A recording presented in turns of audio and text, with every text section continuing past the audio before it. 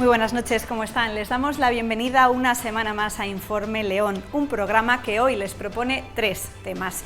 El primero relacionado con un nuevo cultivo agrícola con el que cuenta la zona del páramo leonés, la quinoa. Llega a la provincia de la mano de una joven agricultora, Raquel Rodríguez. Luego conoceremos su historia. Además, hablaremos de una obra que ha estado más de 15 años esperando un impulso definitivo que ahora sí le han dado. La Era del Moro se convertirá en unos meses en un paseo peatonal. Y recuperamos un tema que suena a música de Ravel, un instrumento tradicional que estuvo a punto de extinguirse. Sin embargo, actualmente hay varios ravelistas en León. Todo esto es lo que veremos en el programa de hoy. Informe León, comenzamos.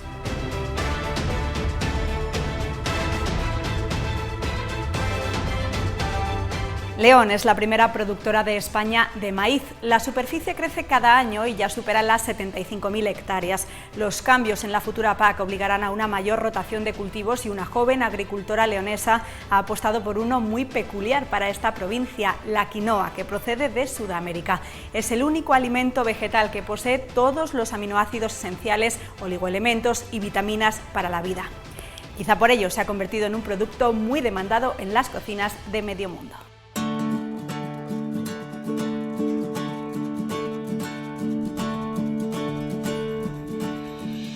Su futuro pasaba por buscar un empleo en Administración y Finanzas, los estudios que había realizado en la universidad.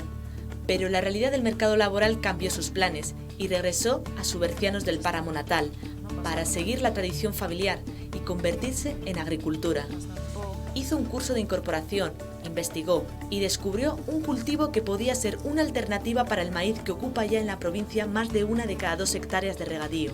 Nuestro mensaje al final es el plantear la quinoa no como un sustituto de ningún otro cultivo tradicional, sino como un complemento sustitutivo, ¿no? pero para enriquecer más el campo, porque al final piensas, ¿no? y dices solo maíz. Al final es que los gastos que conlleva, mismamente te pongo 1 hectárea de maíz, con la mitad hacemos el gasto de quinoa, ¿no? La quinoa o quinoa tiene su origen en Sudamérica. Esta planta puede crecer desde el nivel del mar de las costas de Perú hasta los 4.000 metros sobre el nivel del mar en los Andes.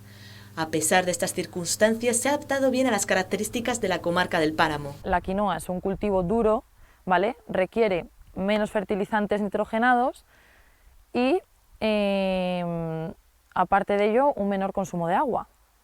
Entonces, bueno, pues me parece un cultivo interesante también, sobre todo empezando por los cambios normativos de la PAC, ¿no? que nos están ahora exigiendo de cara a la rotación de cultivo con el 50%. La futura política agraria común que se está negociando en Bruselas y que se aprobará a finales de este año será más estricta con la rotación de cultivos. De confirmarse lo que hoy está sobre el papel, ya no se podría sembrar tanto maíz en la provincia y la quinoa podría ser una opción para los regantes de León. Rondamos en unos 3.500 kilos hectárea, 4.000 esperamos llegar a ello. Y no se necesita ninguna máquina especial para cosechar, con una máquina de maíz normal. Solemos hacerlo con el corte de cereal, también se ha probado con el corte de girasol, pero bueno, entre unos y otros no, tanto el de la máquina como nosotros, pues valoramos que es mejor con el de cereal. Junto con 2 socios, esta joven agricultora creó la empresa Quinoa del Páramo, una semilla con la cual lleva experimentando 3 años.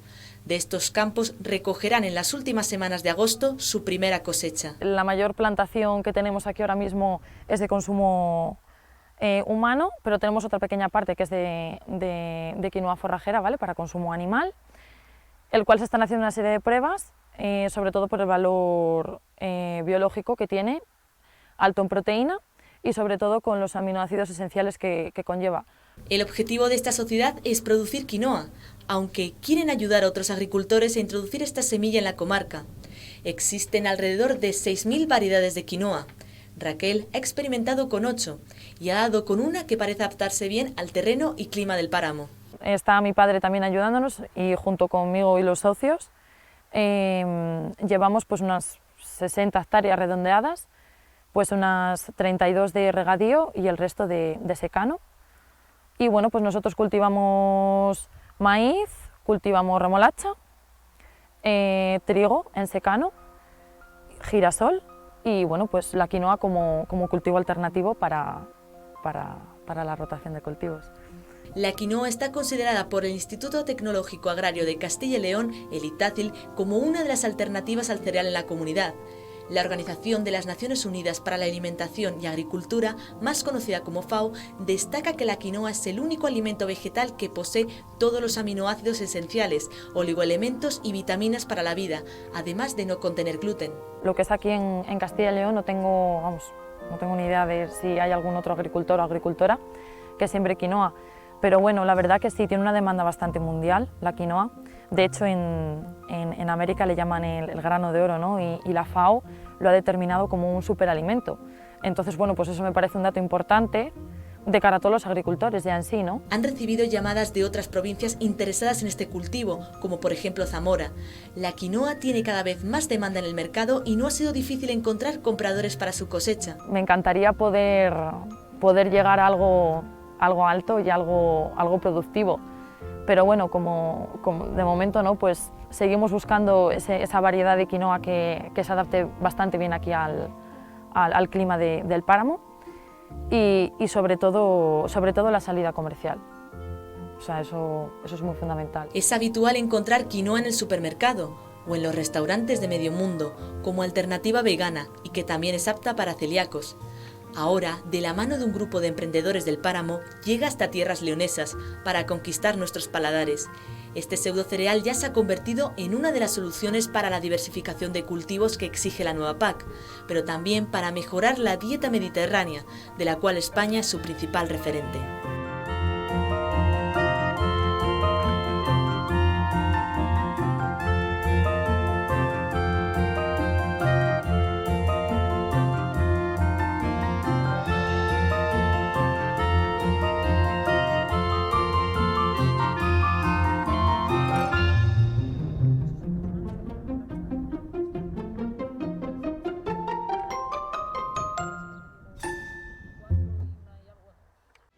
Ha estado más de 15 años esperando el impulso definitivo y las gestiones urbanísticas que permitieran liberalizar el espacio. La Era del Moro se convertirá en unos meses en un paseo peatonal junto al lienzo de la muralla romana. Las obras ya se están ejecutando y en su segunda fase llegarán hasta el ábside de la catedral. Fue el lugar donde se establecieron las familias moriscas durante las expulsiones de los reyes católicos en 1491 y más tarde durante el reinado de Felipe II en 1609. Un barrio extramuros con licencia del Cabildo, de ahí su nombre, la Era del Moro. Un lugar que desde hace décadas ha estado oculto en pleno centro de la ciudad. Miles de leoneses pasando a diario, caminando o en coche sin saber lo que había detrás de las cocheras. Ahora, por fin, tras casi 15 años de gestiones urbanísticas, León recupera estos suelos para ser parte de la red de espacios libres de la ciudad. Ha estado, vetado para los ciudadanos, ¿no? Nadie ha podido ni disfrutar esta zona y, por tanto, esta nueva acción urbana va a suponer un gran aliciente para los ciudadanos y también para los visitantes, ¿no? El poder tener los lienzos de la muralla, los cubos de la muralla, el poder disfrutar del antiguo molino Sidrón. En los últimos meses se han restaurado los más de 2.000 metros cuadrados de lienzo de la muralla romana.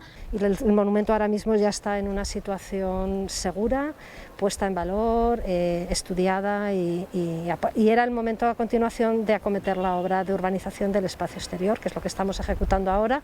Cubos que ocultaban una cota varios metros más baja. No pensábamos que en algunos puntos llegaría a alcanzar los 2 metros de profundidad con respecto a la rasante actual. En zonas como estas se aprecia incluso el uso masivo de grandes sillares donde se conservan inscripciones romanas. Destaca es el número de inscripciones romanas funerarias, todas ellas aparecidas empleadas en el propio lienzo, cosa que no es nada extraño, ya que la mayoría del conjunto epigráfico procedente de la ciudad de León, depositado en el Museo Provincial, el Museo de León, procede de los derribos que se han efectuado en la propia muralla.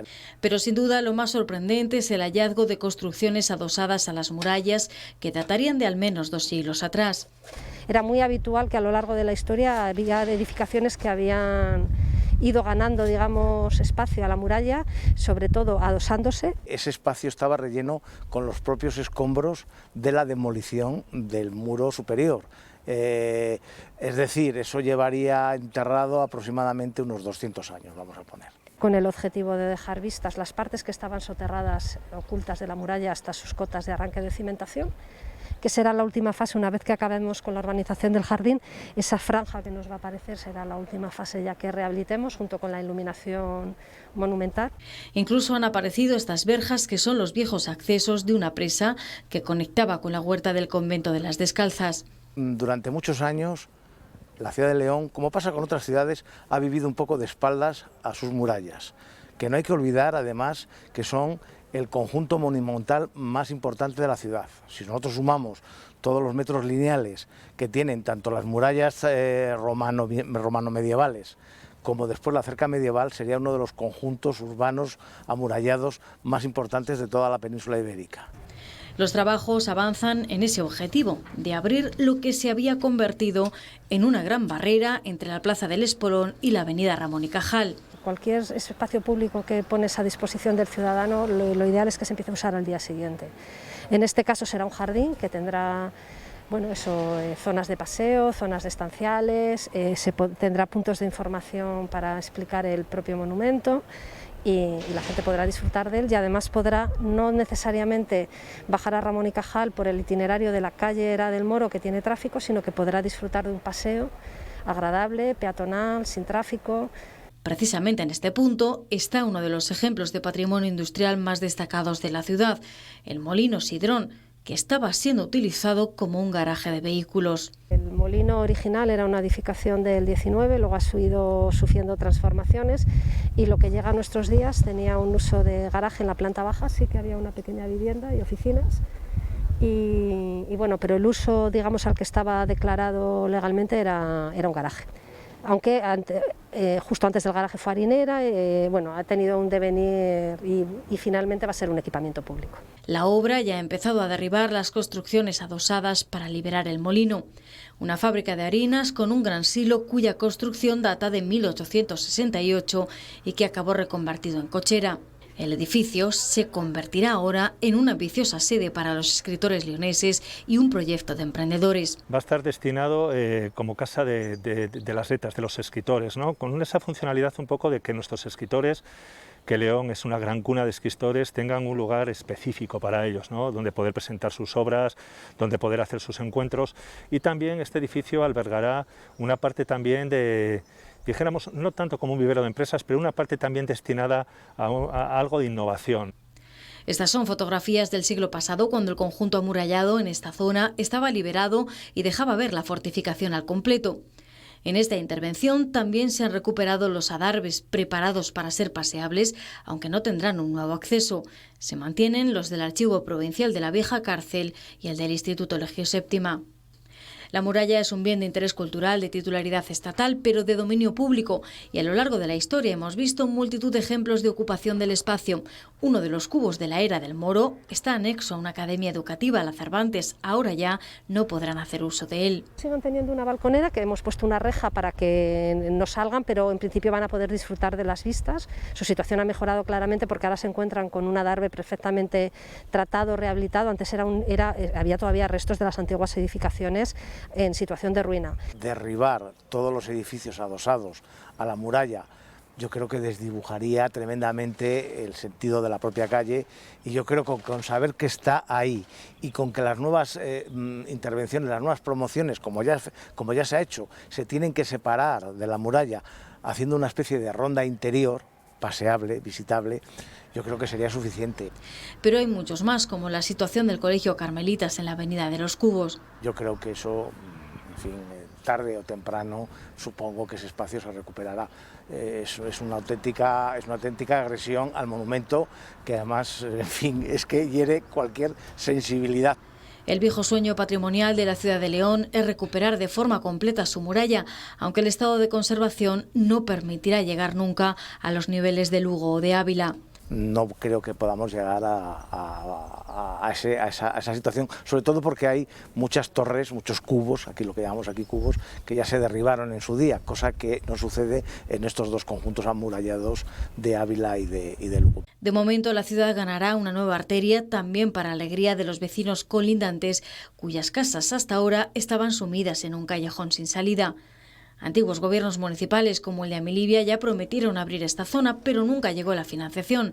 Ahora serán los fondos europeos FEDER, el 1,5% cultural del Ministerio de Cultura y el propio consistorio quien asumirá la inversión. Tenemos experiencias en esta ciudad recientes de algunas inversiones que han sido muy contestadas y hoy ya todo lo contrario, parece que todo el mundo las deseaba y las quería, ¿no? Las obras tienen un plazo, hasta enero de 2022, aunque dependerán de las investigaciones arqueológicas. La nueva era del Moro lucirá así con una pradera similar a esta, además de otros equipamientos públicos.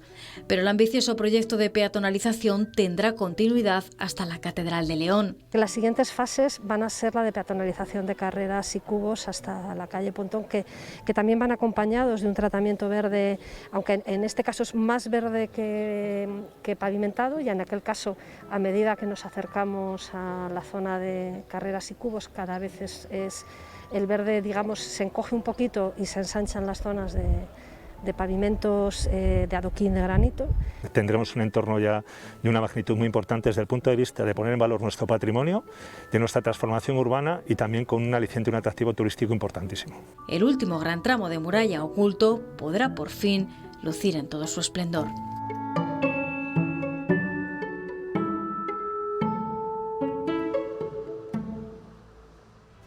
La invasión musulmana los trajo a la provincia y fueron los pastores en la Transhumancia los que lo extendieron por territorios como León. Sin embargo, el rabel estuvo a punto de extinguirse. Hoy en día, después de Cantabria, León es uno de los lugares donde más rabelistas hay, con festivales como el de Beguellina, que este año sí se celebrará. Los amantes de este instrumento tradicional reclaman escuelas para poder aprender a tocar. La primera referencia de este instrumento pastoril frotado con un arco que acompaña romances y coplas se data en el siglo X en Asia. Otros apoyan un origen remoto pero de ascendencia morisca que tras la invasión de los musulmanes aterrizaría en la península ibérica. Este es un modelo de rabel árabe, es el rabel rebek o rebak marroquí, y los primeros rabeles pues tenían una forma muy similar a este. Posteriormente, lógicamente, se castellanizó y se le empezó a llamar rabel y tiene unas características que lo diferencian del resto de los instrumentos, que no tienen características propias, es decir, se le puede hacer de la madera que se quiera, con el tamaño que se quiera, el formato que se quiera, incluso el número de cuerdas puede ser de una. Hemos llegado a encontrar un rabel hasta con 8 cuerdas. A partir de ahí se extendería en el medio rural gracias a los pastores de ovejas. Incluso hay un rabel que recibe el nombre de rabel de zurrón, porque era el propio de los pastores. Que estos además, desde luego, sin duda ninguna, influyeron muchísimo en la expansión del rabel, puesto que como andaban de una comarca a la otra, pues llevaban las costumbres que adquirían de los árabes y demás, y que cogían, y así se fue transmitiendo por toda la península ibérica. Existen referencias tempranas también al rabel en la literatura universal, como el libro del Buen Amor del Arcipreste de Hita o el Quijote de Cervantes. El Arcipreste de Hita lo cita en 2 ocasiones. En el Quijote hay 6 citas acerca del rabel, y además da pie a los que pensamos que el rabel, que además el nombre casi nos lo dice, que es una derivación del árabe rebak, y aquí le llamamos rabel, y ya en el Quijote se indica claramente que es de origen árabe. Eran los trovadores de la alta nobleza quien lo tocaban, pero también existió una vertiente popular entre los juglares. Sin embargo, el paso de los siglos puso al rabel al borde de la extinción en provincias como León. José Luis ha sido el gran impulsor de este instrumento en la provincia. Es uno de los pocos artesanos que quedan. Antiguamente el rabelista tenía que hacerse su propio rabel y se aprendía viendo tocar al vecino. El que no tenía un mínimo de cualidades pues tenía que dejarlo, como ocurre con cualquier otro instrumento, pero con el rabel mucho más, puesto que normalmente los rabelistas no saben música, es decir, que se han tenido que inventar digamos, una especie de partitura con una serie de signos que nos indican la cuerda que hay que tocar, la nota que hay que dar, etcétera, etcétera. Dependiendo de la zona geográfica, se llegan a utilizar para las tapas del rabel incluso pieles u hojalata. José Luis comenzó fabricándolos, una labor artesanal que le ha llevado a coleccionar más de 800 rabeles distintos. No son para vender, ni son por encargo, son simplemente para mi colección privada, y entonces no me importa el tiempo que me lleve. Los hago con tranquilidad, poco a poco. Existe también el rabel de madreña, más popular en algunas comarcas francesas. Distintas formas, distintos números de cuerdas, distinto sonido y distinta madera. Tienen que ser maderas blandas, para que suenen, para que vibren, porque las duras lo único que hacen es chillar, tienen un sonido muy chillón. Sin embargo, las maderas más blandas, por ejemplo el cerezo, no sé, el chopo perfectamente. El pino también, yo no suelo utilizar el pino por la resina, que me da dificultades a la hora del acabado. Porque las diferentes formas del rabel van relacionadas con la imaginación y la creatividad del autor. Los hace aquí, en su taller de Veguellina de Órbigo, el pueblo donde hace 16 años puso en marcha un festival que reúne cada verano a los mejores rabelistas de España.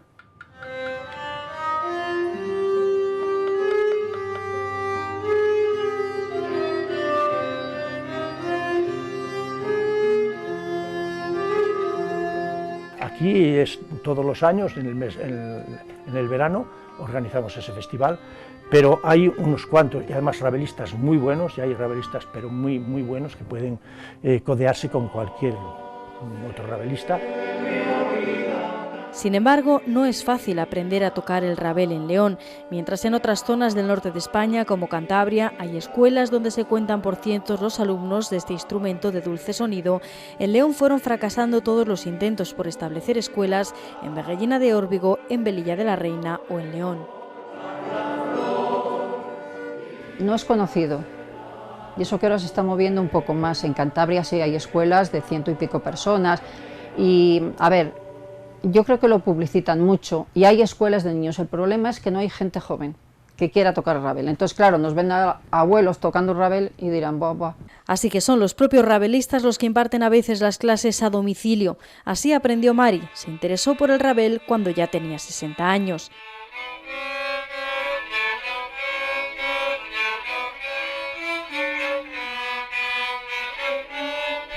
Amante de las tradiciones, reconoce que no tiene facilidad para acompañar al instrumento cantando. Pero sí encontró a quien traspasó su interés por este timbre musical tan inconfundible a su nieta cuando apenas era una niña. Llevamos a la niña, siempre le ha gustado cantar mucho, entonces la llevamos cuando hacíamos un concierto a donde fuera, ¿no? Pues en Jiménez de Jamud, me acuerdo que estuvimos en Alfar, de ese me acuerdo mucho, y entonces ella cantaba las canciones con nosotros, de oírlas, las cantaba, y se aficionó.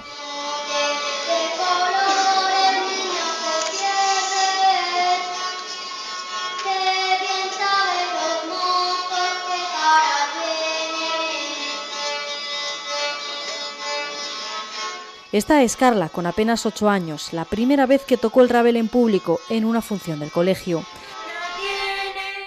Ahora, con 15 años, ya es una experta rabelista que debutará en solitario en el Festival de Rabel de Veguellina de 2020. Mi abuela tocaba el rabel y una vez fui a cantar a Veguellina con mi abuela y pues me regalaron uno para que empiece a tocarlo. Para mí no es complicado, pero no sé. Hay muchos tipos de rabeles, entonces cada uno suena diferente. Precisamente fue José Luis Reñones quien le regaló su primer rabel. Le dije que si era capaz de tocar, yo le regalaba un rabel, y efectivamente tocó con su abuela y yo le regalé un rabel. De tal manera que el próximo año va a debutar como una intérprete solitaria ya, vamos, ella sola por sí misma. La gente no sabe que existe esto, porque es como un violín, pero en vez de tocarlo a hombro, que también se puede, se toca con las rodillas y... Decimanes del Tejar es la única niña rabelista de toda la provincia. De León soy la única niña. Depende qué rabel, pues suena más dulce o más grave. Y aquí tenemos muchos y suenan cada uno diferente. La muestra de que existe cantera e interés por un instrumento que pide a gritos una escuela. Venía un profesor a casa de mi abuela, entonces pues aprendíamos ahí. Y luego pues mi abuela me fue enseñando canciones y así aprendí. Y ahora pues no hay escuelas de rabel, pues que hagan una para que los niños aprendan o la gente mayor, lo que quieran. Una nueva oportunidad para que resurja de nuevo el interés por el rabel también en las nuevas generaciones.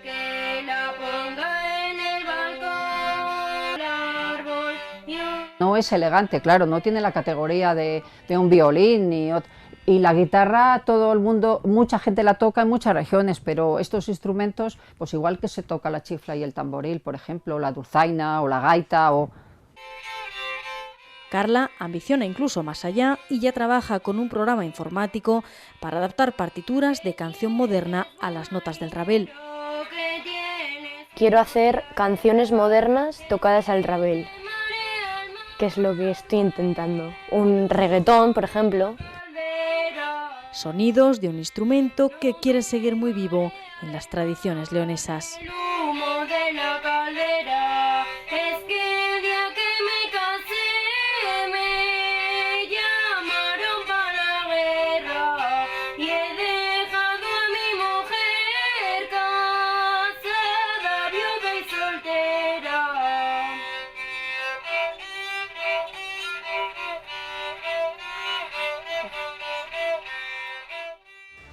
Y con este reportaje nos despedimos hasta la semana que viene. Hasta entonces, disfruten y sean felices.